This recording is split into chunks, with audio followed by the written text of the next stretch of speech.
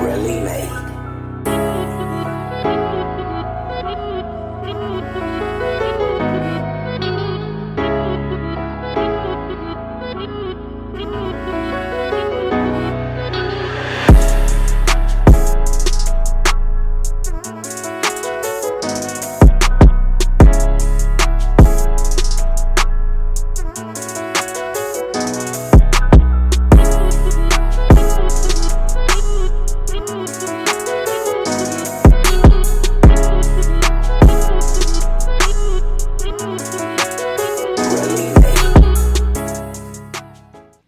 FYF Sports, man, it's Lamont. We are back with another podcast episode, man. Today we got another NBA 2020-21 season recap for a new team. Today's team is going to be the Charlotte Hornets. This team was, this was one of the more, I would call, oddball teams coming into last season because we didn't know what to expect. I mean, they signed Gordon Hayward, and just looking at it on paper, it didn't seem like a perfect fit. They draft LaMelo Ball. It seemed like LaMelo Ball just kind of fell to the Charlotte Hornets at the number 3 spot. I don't think they really expected it. And they just drafted the best player available and said, look, we're going to make it work. And so a number of oddities surrounded this team going into the season, even including Coach James Borrego for the Charlotte Hornets. I mean, nobody knew what to expect out of him. He's not necessarily a proven coach in this league. So there were a lot of question marks with Jordan's draft history, the front office, James Borrego, the roster set in place, and how this team could perform going into the season. And, to say the least, I think this team surprised all of us. Let's go ahead and get to the Charlotte Hornets 2021 NBA season recap. The Charlotte Hornets finished the 2020-21 NBA season with a record of 33-39, which led them to play in the play-in game as a 10th seed.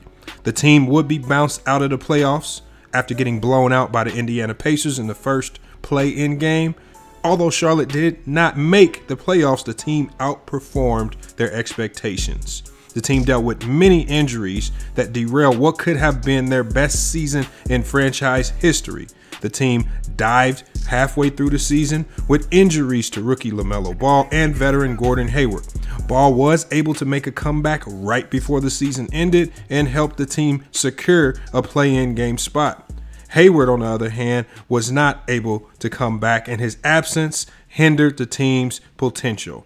With regard to the Charlotte Hornets offseason outlook, after a season which surprised many of us, we can only look to the upcoming free agents.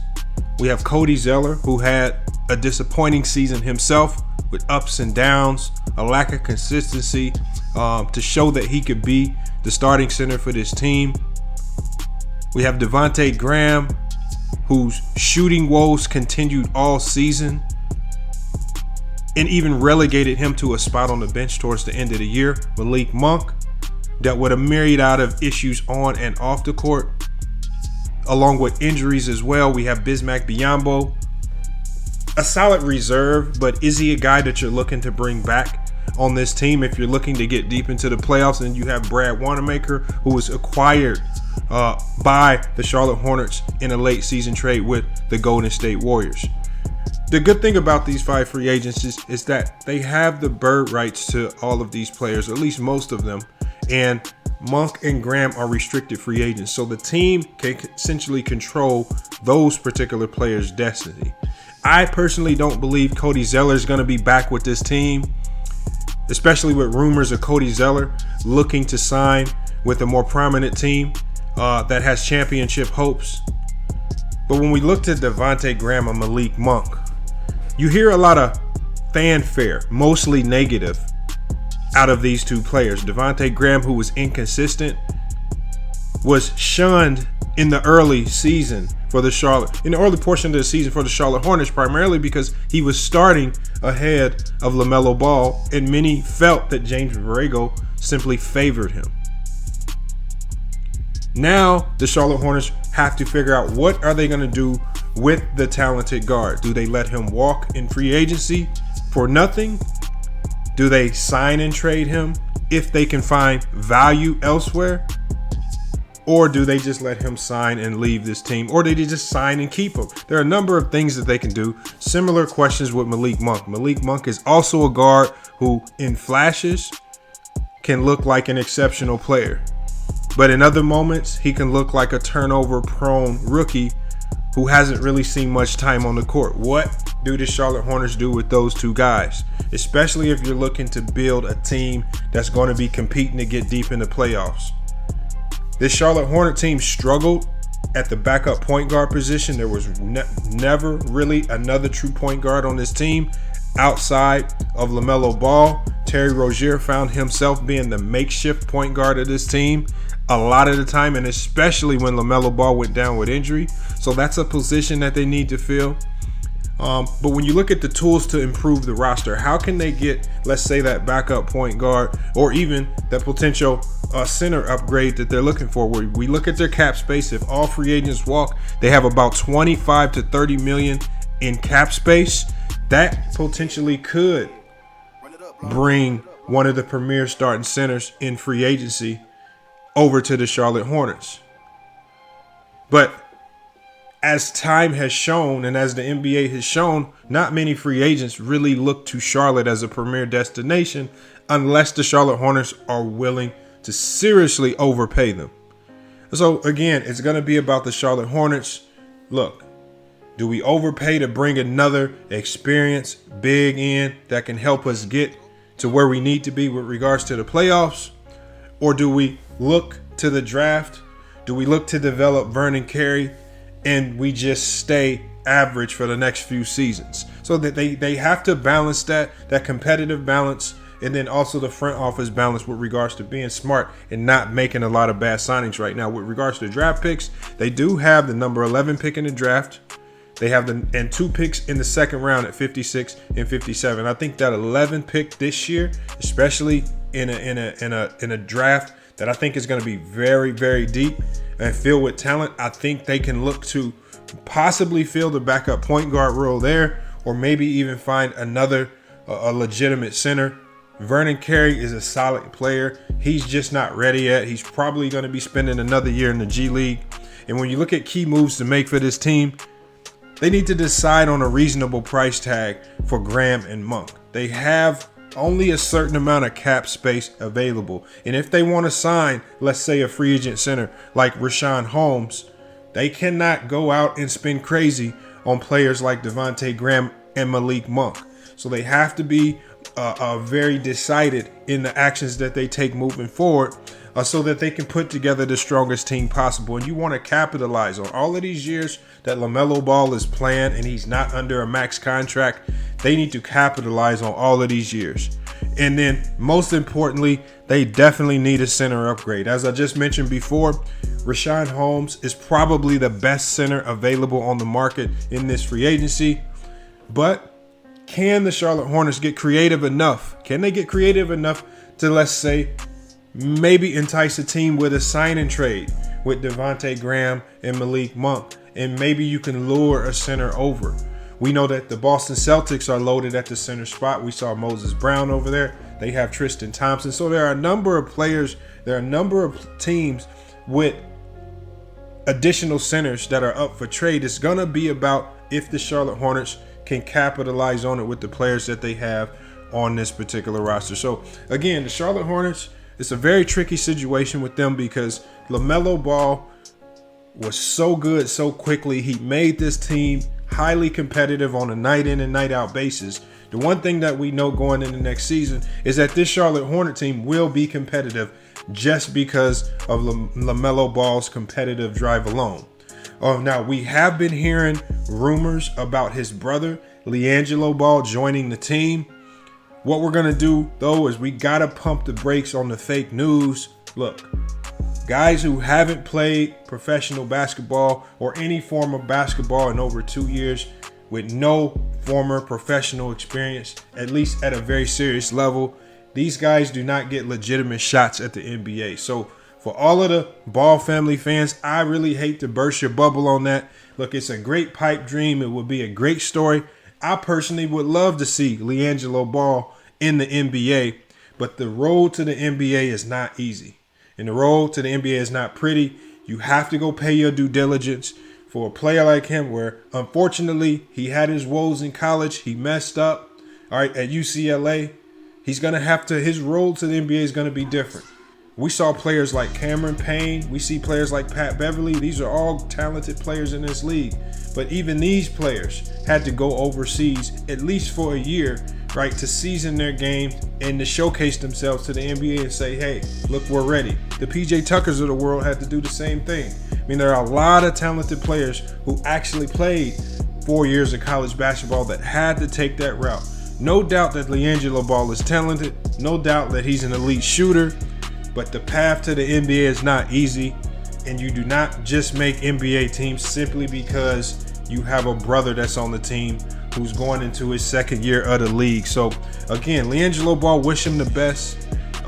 Maybe that will play out in NBA 2K, but in real life, unfortunately, I don't see that happening just yet. Maybe 3-4 years from now, if LiAngelo Ball decides to go to the NBL or play overseas somewhere, all right, pay his dues to the game, show people that he can play at the professional level, and hopefully he can get an opportunity to come play professional basketball in the NBA. But regards to this Charlotte Hornet roster, their major needs and their major concerns, they should primarily be focused on the backup point guard position and the center position. All right, maybe you can re-sign Bismack Biyombo as your reserve or backup center. He was actually pretty solid in that role this year. Obviously, Cody Zeller, slightly overpaid this year. I personally thought they should have moved Cody Zeller at the trade deadline as an expiring contract to maybe get some assets. There were a lot of teams that actually were vying for his services that would have given you maybe a late first-round draft pick for him. I think the Charlotte Hornets regret that move because they were making that push for the playoffs, but after they got trounced in the play-in game by the Indiana Pacers, I think that was a real wake-up call for James Borrego and this front office, Mitch Kupchak and those guys that basically said, look, you know, for as fun as this team is, for as electrifying as LaMelo Ball is, we're not going to be competitive until we can complete this roster. I've always said from the start that this was a broken roster. All right, before LaMelo Ball's injury, I think they got up to a 4 seed. They were playing crazy basketball, and they exceeded everyone's expectations. All right, fans were happy to a certain degree, although we did hear a lot of bickering and complaining with the Charlotte fan base. It just seems like one of the hardest fan bases to please. But understand that you guys have a great team in the making. Your core guys, Terry Rozier, Gordon Hayward, and LaMelo Ball, along with James Borrego, if you just simply trust the process and give these guys time to develop and figure each other's games out, I guarantee this could potentially be a top 3 team in the Eastern Conference. But it just takes patience. It is not something that can just happen overnight, or let alone happen in 1 to 2 seasons. So we got to look to the draft. I'm going to be watching to see what moves that this Charlotte Hornet team make in the draft. Maybe we might see a trade. Maybe we will see them trade down, snatch an asset from a team, and then just draft lower. That's another opportunity for them to bolster this roster. I've been hearing that this Charlotte Hornet team is really looking at Jalen Brunson, trying to figure out a way they can bring him in as the backup point guard. All right. They've also been looking to Matthew Dellavedova, and I know that's not a flashy signing, but he's a hard-nosed veteran guard who knows how to run the point guard, or at least the backup point guard spot in this league. So Charlotte Hornets have a lot of promise, have a lot of flexibility. There's a lot of things that they can do going into next season, and I predict that this team is going to be between a 4 to 7 seed in the Eastern Conference, making the playoffs next year. I think they will avoid the play-in game, but as we saw this year, it's all going to be about what teams can stay healthy, because that's the only thing that stopped this Charlotte Hornet team from getting into the playoffs this year. But you guys, let me know in the comments what you think about this Charlotte Hornet team. Again, what are your thoughts? What moves do you think they will make? Do you think they will make any trades? Will they stay pat? I want to hear your thoughts and opinions also on Devontae Graham and Malik Monk. Should they let those guys walk, or should they look to move those guys via trade? I think at least one of those guys won't be on this roster when the season starts next year. But who it is, I don't know just yet. Mitch Kupchak and those guys have a lot to really figure out I think they like Devontae Graham, but you can also possibly, there's a lot of trade value there. And for what you could potentially get in return, I think he may not be on this roster when the season starts. But again, we just have to wait and see what Michael Jordan has in store for this team. Hey, but it's FYF Sports, man. It's been another great NBA recap video. We're going to be doing every NBA team. We've already done the Dallas Mavericks and the Atlanta Hawks. I mean, we got more teams to come. We're going to be dropping a video daily, NBA recap on every team. Again, make sure you let me know in the comments what you think about the Charlotte Hornets and my comments and my opinions on what they might do going into next season. It's FYF Sports. It's been another great podcast episode. We'll be back with more sports and news later, but until then, it's FYF Sports, and we out. Shit, I don't know where to begin. Hell on earth, I'm a demon. Fuck with you, well, that depends. Don't want them think that I need them. So that good and that decent. Strapped up on the defense. Run the streets, I need deep in. Swim with sharks on the deep end. Shit, I don't know where to begin. Hell on earth, I'm a demon. Fuck with you, well, that depends. Don't want them think that I need them. So that good and that decent. Strapped up on the defense. Run the streets, I need deep in. Swim with sharks on the deep end. Money problems got me thinking. Tryna stay afloat, fuck sinking. Gotta win, let that sink in. Gotta wake 'em up, cause niggas sleeping. Stressing, smoking, and I'm drinking. Went through a phase, popping pink tints. Can't be late, fuck a pink slip. Can't fold a tell, cause that's some weak shit. Raised by some real ones on some real shit. Still run with dealers trying to deal shit. Took a loss, been going through some deep shit. Still swim with sharks on the deep end. Turned it up a notch, hit the kill switch. Niggas play bent, we gon' kill shit. Streets crowdy, make me have no feelings. Trick cop the coupe with no ceilings. Hop out looking like something to see. Stuntin' hard shit ain't nothing to me. Earned everything, nothing come free. Keep a pistol, ain't nothing to beef. Hop out, look like something to see. Stunt hard shit ain't nothing to me. Earned everything, nothing come free. Keep a pistol, ain't nothing to beef. Shit, I don't know where to begin. Hell on earth, I'm a demon. Fuck with you, well, that depends. Don't want them think that I need them. So that good and that decent. Strapped up on the defense. Run the streets, I need deep in. Swim with sharks on the deep end. Shit, I don't know where to begin. Hell on earth, I'm a demon. Fuck with you, well, that depends. Don't want them think that I need them. So that good and that decent. Strapped up on the defense. Run the streets, I need deep in. Swim with sharks on the deep end. I measured twice, cut once. So breaking down, bagging up. I grab the scale, weigh it up. Money came, pocket stuff. Nice chains, diamonds cut. Miss a nice watch, gon' stunt. Need a drop top, roof cut. Apply pressure, run it up. They say I'm special, kinda rare. Design it down, they gon' stare. Get my chicks bags, nails and hair. Buy shoes and travel anywhere. Try knock them down by the square. For them rainy days, I'm prepared. So hitting sales a major player.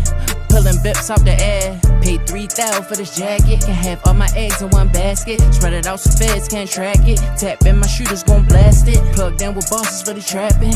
Got a number and I'm catching. With a sitting full, I'm just asking. Been cashing out, bringing cash in. Shit, I don't know where to begin. Hell on earth, I'm a demon. Fuck with you, well, that depends. Don't want them think that I need them. So that good and that decent. Strapped up on the defense. Run the streets, I need deep in. Swim with sharks on the deep end. Shit, I don't know where to begin. Hell on earth, I'm a demon. Fuck with you, well, that depends. Don't want them think that I need them. So that good and that decent. Strapped up on the defense. Run the streets, I need deep in. Swim with sharks on the deep end.